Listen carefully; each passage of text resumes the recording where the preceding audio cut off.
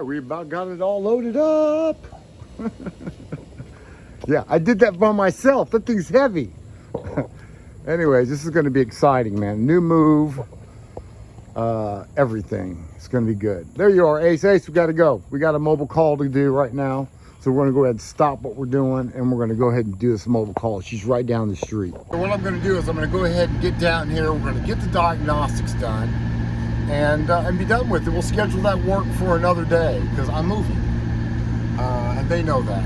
So they can, as long as they know what the problem is, then they can tell another mechanic, say, hey, said it was this. It's got to be that then. And they're probably going to end up doing it. And I get a lot of that actually. Just, hey, come and tell me what I need to done, and tell me what I need to do, and that's all I need you for, Hayes. Just tell me what needs to be done, and I get out there and I do it and do this and give them recommendations, and yeah, and I'm paid and I'm gone, which is cool when you get it like that. When you get it like that, and you got to do good work, I would imagine, to get it like that. So don't guess, test everything, guys. Don't guess, test everything, and get your name out there. You know, you don't want people talking bad about you. I don't care if people talk about me, but I don't want them to talk, you know, like Hayes took their money or something like that either, because Hayes is not going to do that. Always try to do your best work. This is my point. And that way you get your name out there and you can start doing these little just diagnostics, get paid, and move on. All right, we're on site, guys. 2013, right? 2013 Altima? 13 or 14. Okay, it cranks but does not start. The motor turns over, but it doesn't start. Okay. Check engine light is on. It's always important to make sure the check engine light is on a crank but no start. All right, the only codes I'm getting, guys, are these: a fuel sensor circuit and a fuel level circuit. The FTT sensor circuit. I gotta look that up. But let's go for the quick diagnostic. Let's just spray some fluid in here, some carb cleaner, starting fluid in the intake. See if this thing starts. First thing we have to do is we have to make sure, we have to determine, is it a spark problem or a fuel problem? So let me get this off. All right, let's go ahead and start it up for me, please.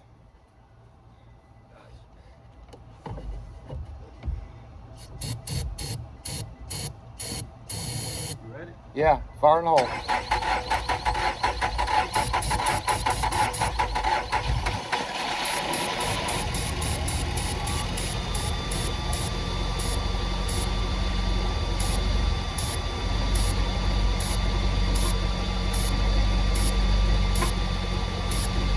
Give me some gas. All right, that's good, thank you. All right, so we determined that it's going to be a fuel issue. Possible bad fuel pump relay, some kind of control issue, something like that. Just because that happened doesn't mean change the fuel pump. I mean, start checking. So we're going to go to the relay first and make sure we got our controls. Make sure our relay is operating is what I meant to say. Okay? So that's where we're at. We're at a fuel issue. All right, it looks like this fuel pump relay is part of the IPDM, Intelligent Power Distribution Module. Okay, so let's just go ahead and see if we can turn on the relay via scan tool. That would tell me a lot. All right, what you want to do on this one, you want to go on data stream, or if it allows you on the activation side of the scan tool, go ahead and hit activate the fuel pump relay. But in this case, I have to go into this into the data stream, and I'll find the fuel pump relay in here somewhere. There it is. And that way it should say on when I push the button. Let's do it. And it does. Okay, let's do it again. All right, Good enough. We are going to go back to the fuel pump now. We're going to, now that we've seen it go, the relay is actually turning off and on. So I'm pretty sure we're sending voltage out of the module directly to our fuel pump. Directly to our fuel pump. Let me show you on the schematic. Okay, fuel pump relay. So fuses are good. The relay is turning on, so that means that door is closing. It's activating. So it should be sending power down the red wire all the way to my fuel pump. Of course, we would have to check the ground, but I'm not getting under the car right now, so we'll go ahead and sell the fuel pump. For right now, when I jack it up in the air, the day of the job, then I'll go ahead and we'll check the grounds. I'm sure the grounds probably more than likely are good. I rarely run into bad grounds on fuel pumps. I'm just saying it happens, but I rarely run into it. My own experience. A few times. I've done them a few times. I'm not saying that it doesn't happen, guys. I'm just saying it's pretty rare. Is that the right word? It happens. That's all I'm going to say about it. So we'll get down there. We'll get another fuel pump, and that's what we're going to do. Fuel pump is the diagnostic on this one. I'm going to go ahead and call it for a fuel pump. All right, I guess the thing we would need to do now is actually go to the back seat. You know, I know I'm calling the fuel pump, but yeah, I had some stuff in here. I was too lazy to get out, but I got a new fuel pump, and this is the next day. I got a new fuel pump, but let's finish our checking and let's get underneath this seat, because that's where the fuel pump is located. Okay, so let's do it.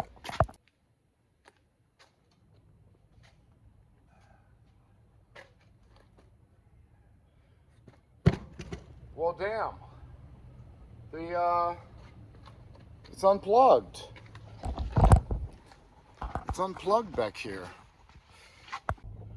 It's unplugged. Someone has been back here already and said, well, let me check the fuel pump, and maybe never finished the job or didn't know what the hell to do. I don't know what the problem is on this, but let's plug it up.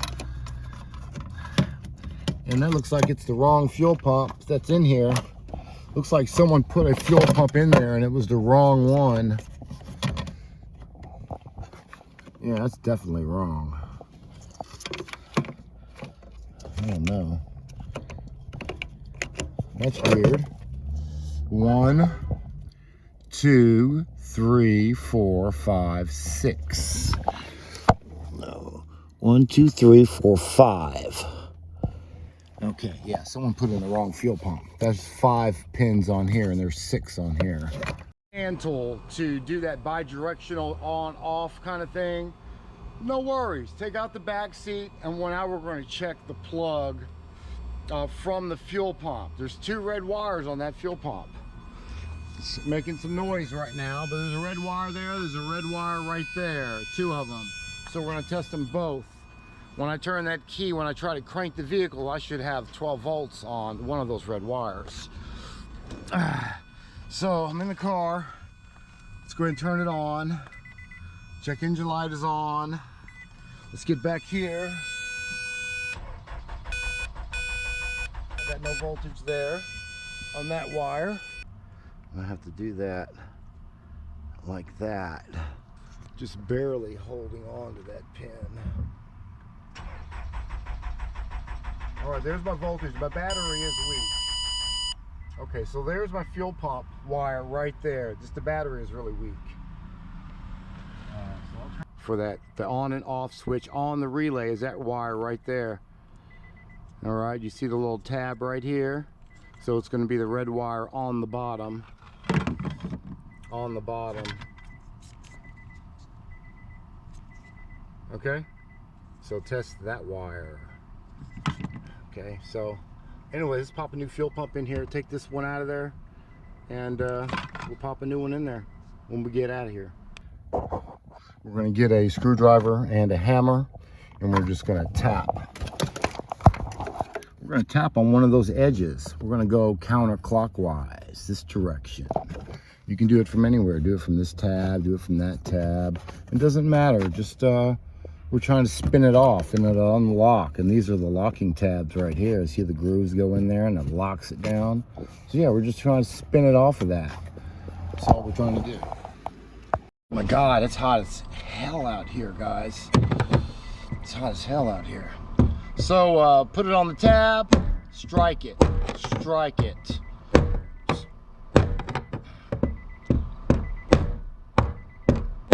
hitting this thing like a rookie.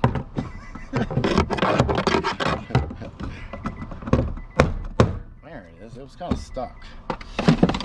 All right, so on these, so the ring should be loose, loosey-goosey right now. And it is. Okay. So let's go ahead and pull these tabs off first. You just simply push in on it, push the tabs down, and then pull it out. This one on this side, I believe, is a push button. Same thing, push in, pull out.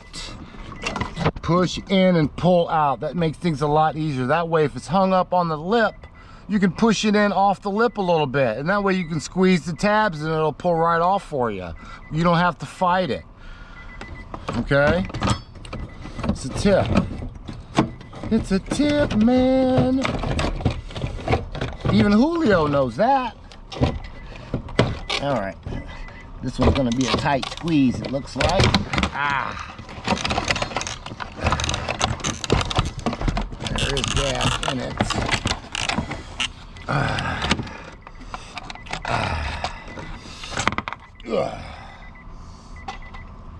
All right, let me count those pins again. 1, 2, 3, 4, 5. Yes, there are 5 pins on that one.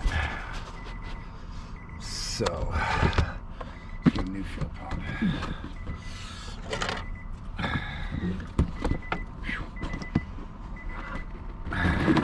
I hate it when sweat gets in your eyes and it's really salty. When your eyes start burning and you can't touch your hands in your eyes, so you just got to deal with it. Yeah, the good old days, the good times.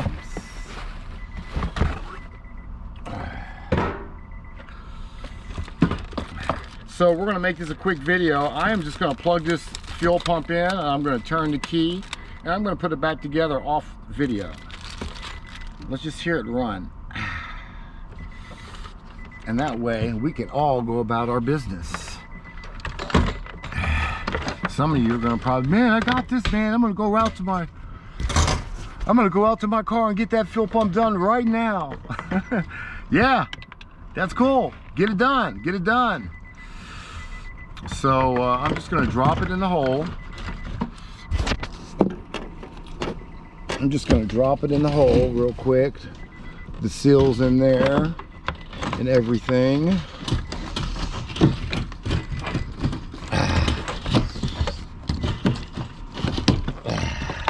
That looks about right there. Let me get my ring so I can kind of like hold it in there.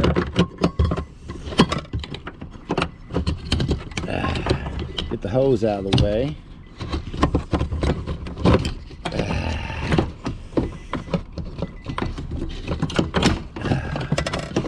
All right. Kind of get my ring in order. Just enough to hold it in there. Actually, I'm off just a little bit on the ring. There it is right there.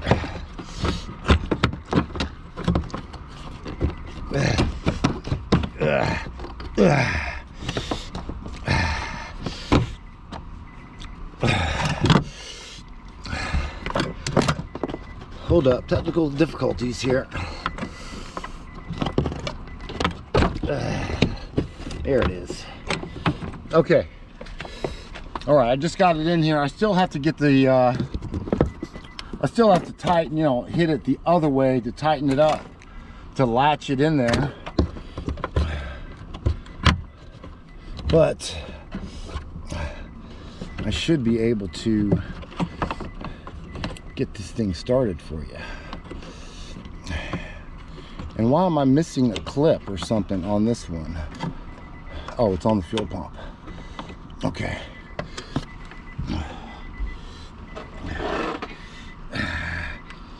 All right. Don't forget to get your tab off the old fuel pump, and you just push the ears in all the way and it'll pop off. And then you can pop it back on this one like that. Line it up, lock it in. Line it up, lock it in.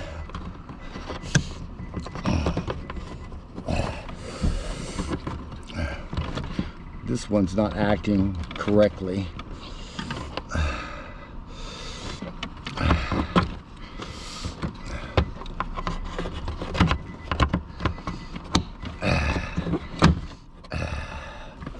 Okay.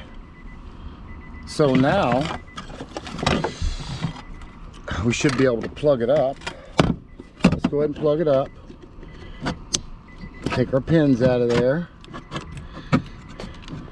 And just knowing what we've already known, this car is going to start right now. There ain't no guessing about it. Ain't no guessing about it. This vehicle is going to start. And you should have confidence. When you get confidence like that, that you know something's going to start before you even try it, yeah, you're in the game already.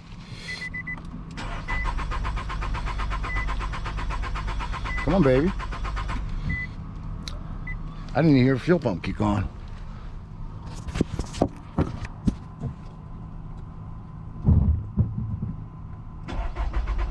Yeah, I hear it kick on. There it is.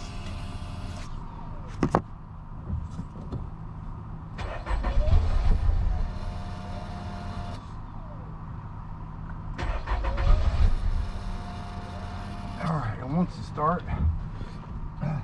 let me check my my stuff out here.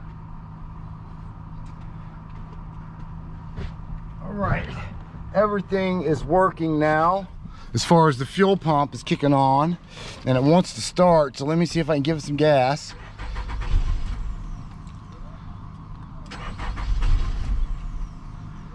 Okay, come on, baby.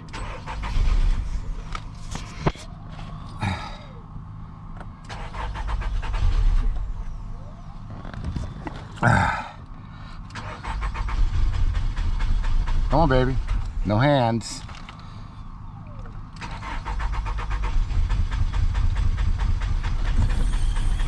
No hands. Oh man, come on, baby. There's still another problem.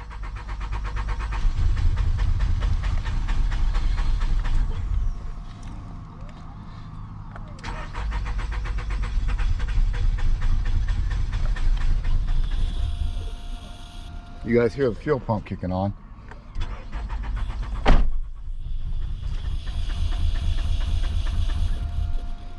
All right, guys, it looks like we might have another issue. Looks like we might have another issue. We got the fuel situation taken care of. She's got another problem.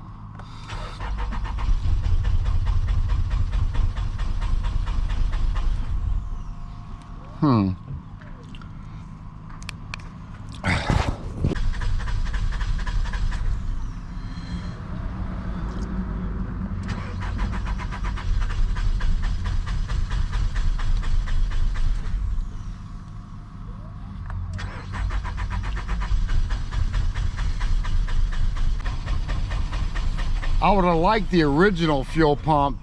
Would have been nice if it was still in here to see if this is exactly what was happening the last time before someone started playing with it and had me go back to zero, put a new fuel pump in it, you know, because the fuel pump didn't match up. It was 6 pins and 5 pins, so it was the wrong fuel pump in this car.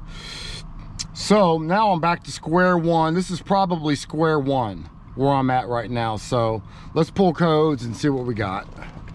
Oh, it's a fuel issue. We know the car will run because it was running earlier when I sprayed the can in there. Put a new fuel pump on it. At least I can get it to like run on its own for 5 seconds, but it still doesn't stay running. So what I'm doing a health report. I haven't erased any codes. And this is what I have. I haven't looked at it yet. This is the first time looking. The ABS, the BCM. We have a CAN communication. We have a B2562 low volts. Okay. Like it was gonna start.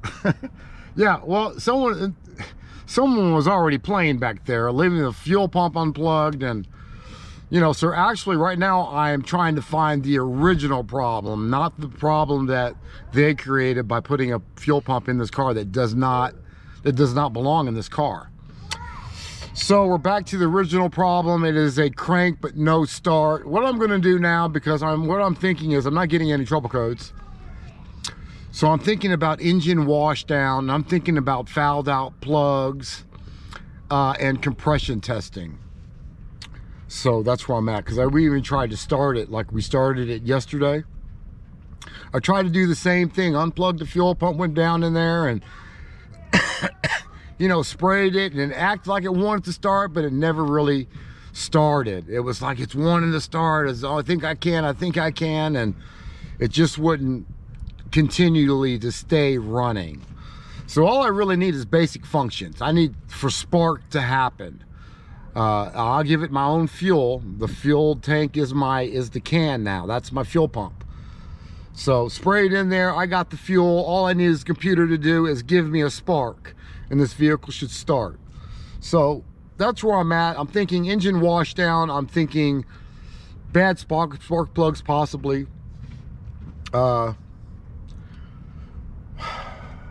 Yeah, that's where I'm at. So let's do that. Let's just go ahead and do that, and we'll see what happens after that. They may even do a compression test on it while I got the plugs out.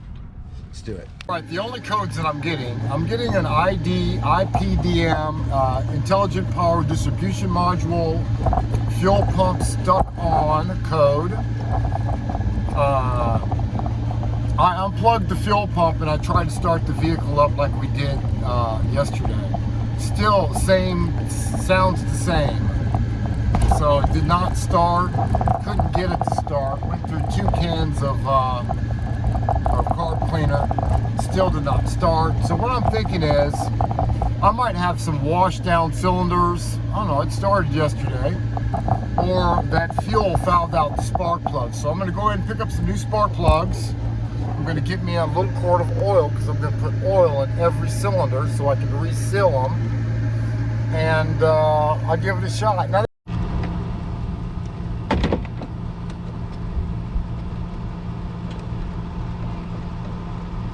spark plugs. We just removed all 4 spark plugs. This one's dry looking. The other 3 are wet looking. Smell look a little bit like fuel. And one more. That first one looks kind of dry, right? Okay, so we got 3 wets and 1 dry. So the car did act like it was trying to start. Maybe that one cylinder, that dry one, was the one that was actually trying to do the mostest. You know what? I think I'm just gonna go ahead and do a compression test on all the cylinders. I'm thinking that one is going to be a good cylinder. I think these are going to be low. I don't know. Let's just do a compression test while we got the spark plugs out. I don't have, this is the only compression tester I have in my toolbox. So it's in my other toolbox at the house. So I'm not going to be able to do a compression test, and no one's going to help me. So I got to do it. I'm just going to put some oil in the cylinders, put some new plugs in there, and give this thing a crank. That's how I'm going to do it. If I have to come back to the compression test, I will, but that's how we're going to do it right now. We're just going to put some oil in the spark plug holes.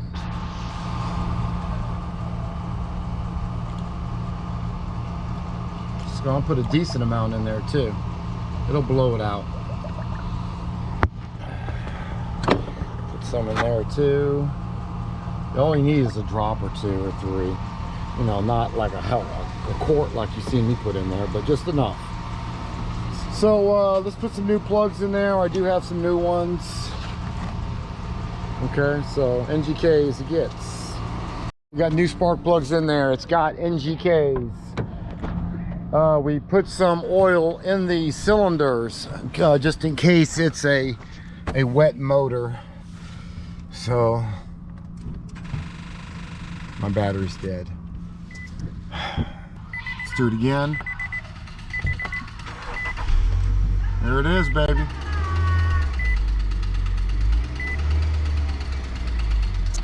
I'm thinking fouled out spark plugs and engine wash. When all that gas cleaned up the cylinders too damn much. Because there should be an oil film around the cylinder walls. That's what keeps the seal, the piston rings, and meet the engine oil, and it keeps it sealed. That's what the oil is for, keeping the engine cool and to create seals. We're gonna let it run for a little while.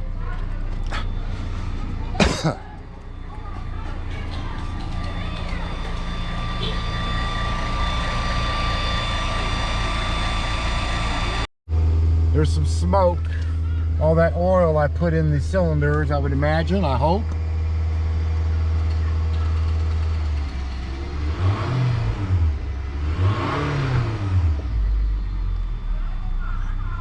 Turn it off. After 5 minutes of running, it's still a lot of smoke coming out of there. And I was expecting at least it to burn off. I didn't put that much oil in there. I'll put a little bit in there. I ain't gonna lie. Let's give it some gas.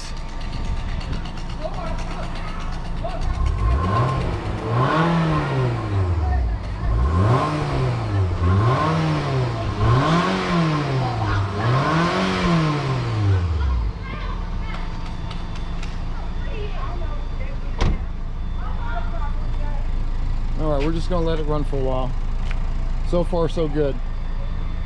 All right guys, so that turned out to be a pretty decent video.